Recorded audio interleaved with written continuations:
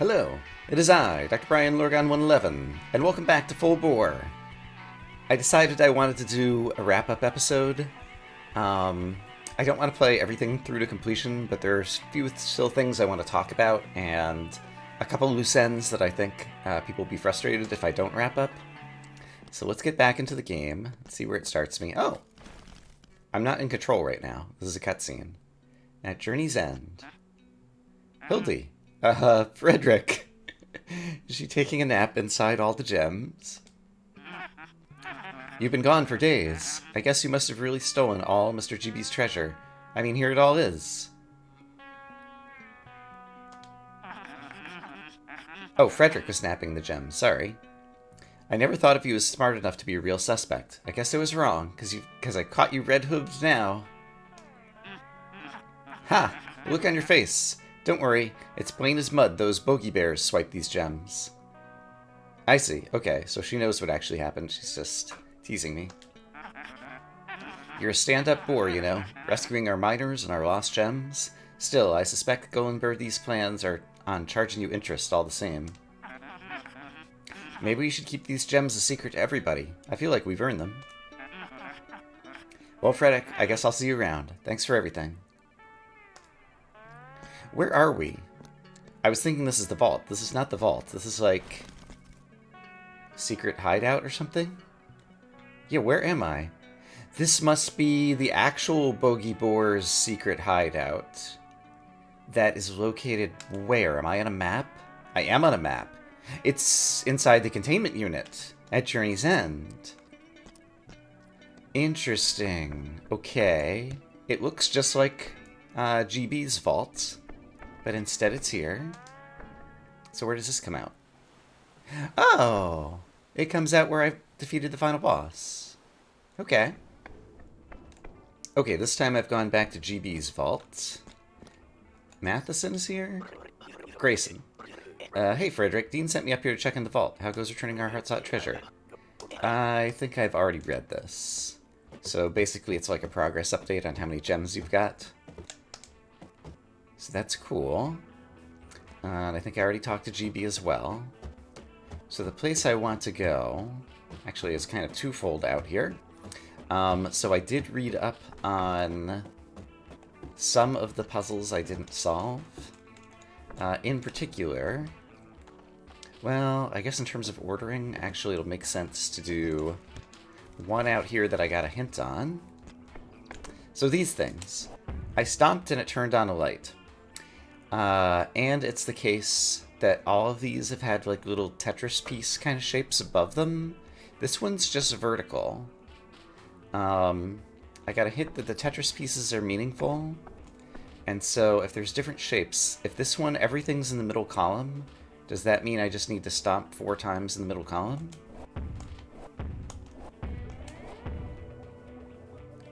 A sound just played that I don't think I've heard before. Oh, and are there some dots that just lit up inside the... and the mystery icon went away. Yeah, some dots lit up inside the circle over there. Okay. So, I think I get the gist of that. It will be more interesting to find a different one.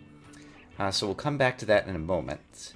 I want to head through the glade over to Vision, because that's the place that had the QR code that for like a dozen episodes I kept forgetting to actually look up, and then when I finally did look it up, then I didn't figure it out.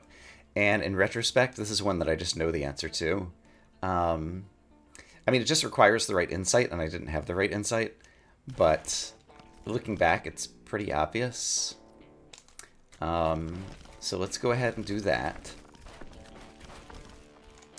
And then from there...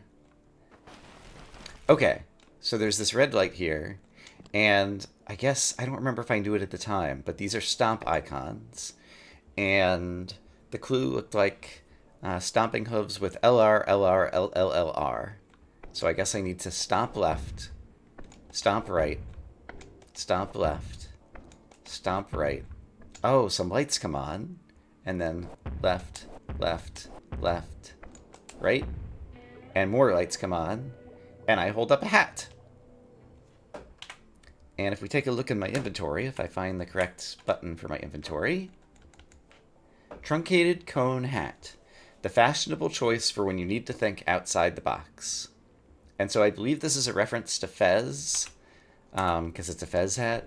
That is a game that I have not played or watched, but am aware of.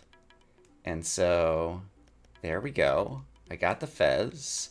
And with that, there's one mystery remaining in here, and it's another one of those light up Tetris block places.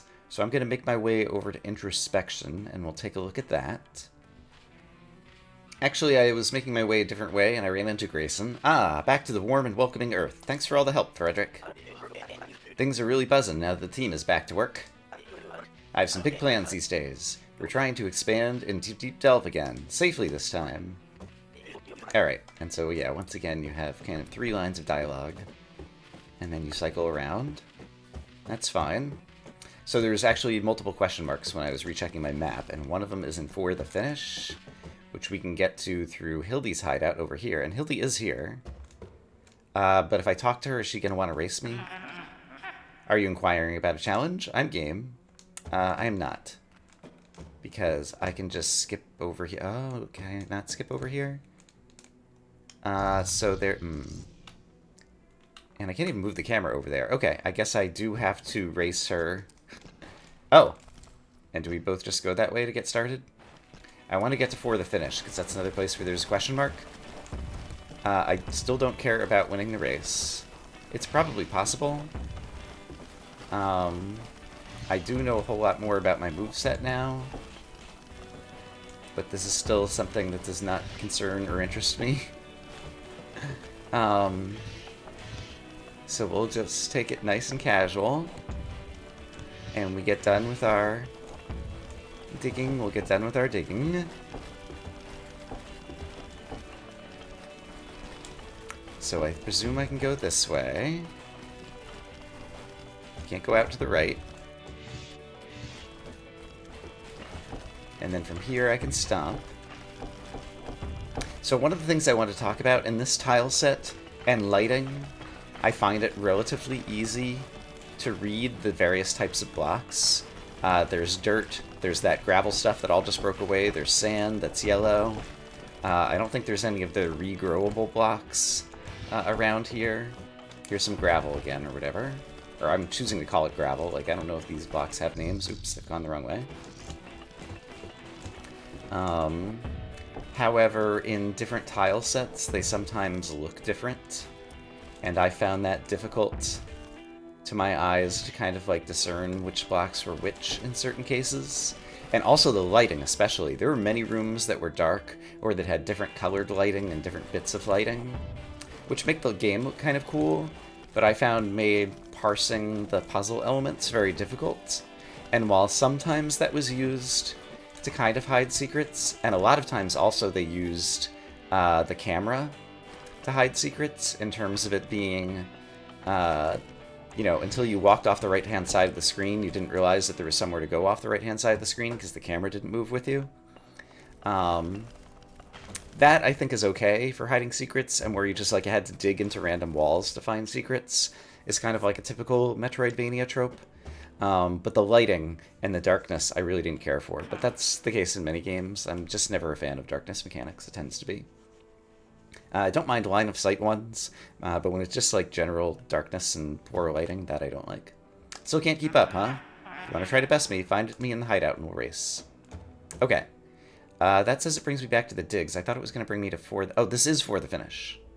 There's a mystery in here. Oh, the mystery in here is probably what I get if I actually defeat her. Okay, so I did not end up going to where I was intending to go. Okay, that's fine. In that case, I'm going to take... Oh, it shows you the secret door over there. The block falls on it the first time when you're walking in. I don't think I remembered or noticed that at the time, and so it kind of like shows you how hidden doors can be hidden behind blocks there. So that's good tutorialization of some of the secrets of this game. In any case, if I take a warp... There is a warp down here, right? I think it's at the very bottom. Yeah, if I take a warp back to the top, then we can... It'll take me a minute to get there, so let me get over there. Alright, so over here in introspection, yeah, so here is a different one of these.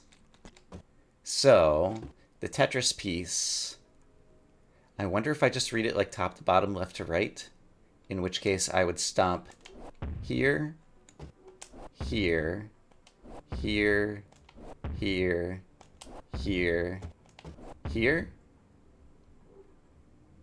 Maybe I just read it top to bottom, and so I go left, middle, middle, right? That did it, and it lit up, and it plays a little tune, and that makes the question mark go away. So presumably, if I stomped all those question marks, something would happen. I don't feel like walking around the entire world just to stomp those for those to happen. So I guess other thoughts on the game. I mentioned a few times, the controls kind of soggy in terms of falling off of ledges and different things. But by the end of it, I appreciated what the game was doing, because if I just press to the left here, the boar rears up, whereas, and there's like time to turn around, and you can gain digging speed, and so basically the boar can travel at different speeds, and it kind of didn't make sense in terms of preventing you from falling off a ledge, when if you accidentally fell off the ledge, you could use time travel to just kind of back up.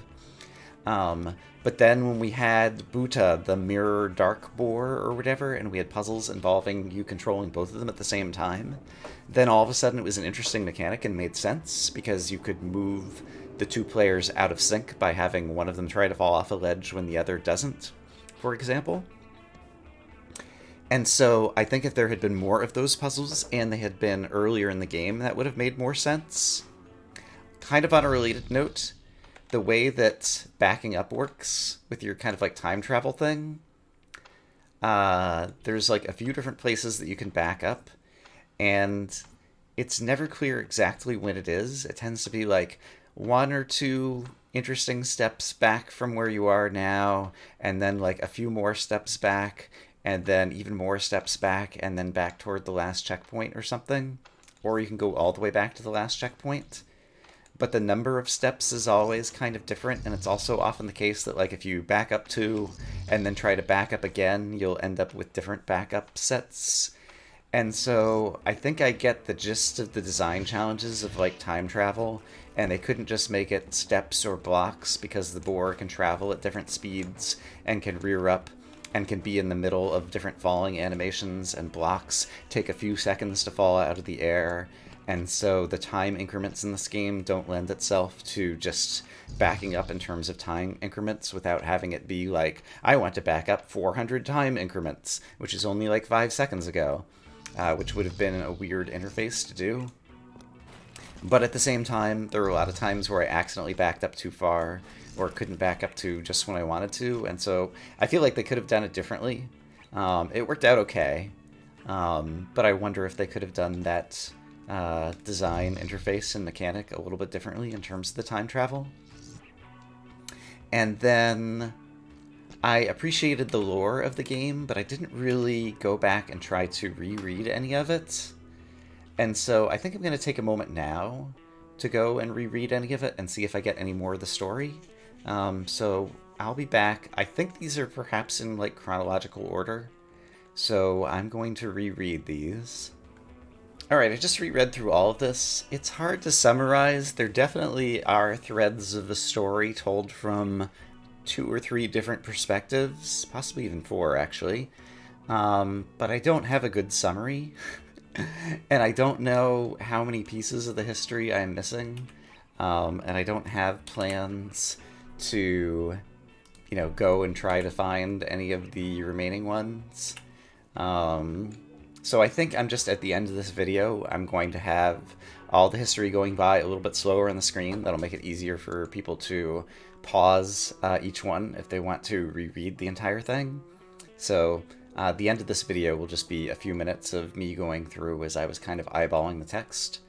Yeah, and people who want to do it can do that. So yeah, overall, like, our percentages were pretty good. Where am I trying to go? I want to pull up the map again. Here we go. And so workings, I found almost all of, but there's still a mystery outstanding. Deep delve. Right, yeah, the mysteries are the question marks that I haven't done the stomps in the correct order by, like, reading the Tetris pieces. But there are still some gems and even some doors that I didn't find.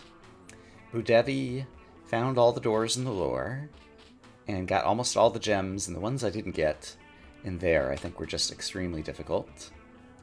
Didn't finish up all the scrapyard, and there were some very difficult gems in there for sure. And the Sleepless Sea, we did find everything there was in the Sleepless Sea. It was a relatively small area that was kind of unlocked at the very end of the game. Yeah, I like the way they did the maps in this game, and kind of the overall structure, and most of the puzzles were good. A few of them were a little bit weird and difficult.